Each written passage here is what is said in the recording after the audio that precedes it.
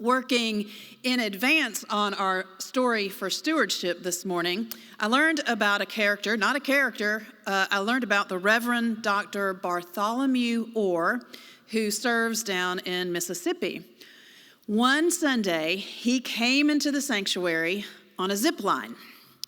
Today, for our story of stewardship, there are no lights to dim. There's no banner to come down from the rafters or guitar solos, and there's no zip line. But what we do have is we have our incoming chair of stewardship, orator Ben Clark, displaying charm and fine wit, growing by giving. Ben?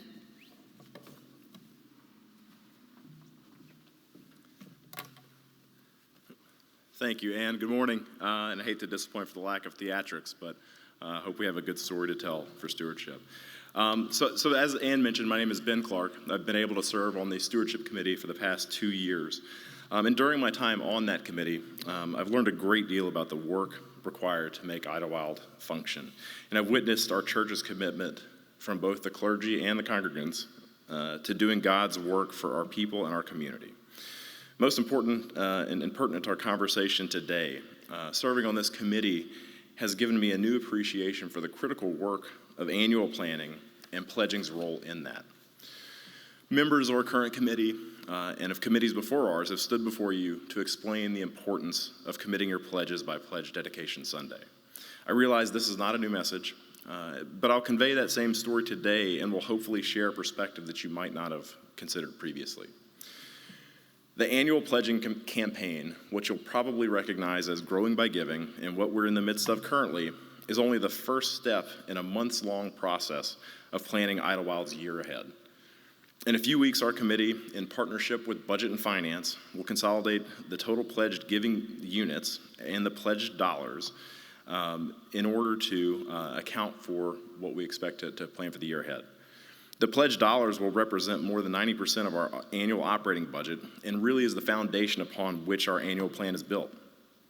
Budget and Finance takes that income projection and the expected operating expenses for the upcoming year and develops an initial budget. With this initial budget in place, our ministry units can begin the important work of laying out their programming and expenditures for the year. This is when Sarah and the Outreach Committee team budgets for our capacity to serve guests at more than a meal, when Marjorie and the children's ministry plan for the materials needed to support dozens of children in C3, and how we can host events like the Advent Wreath Workshop that we hosted here just yesterday.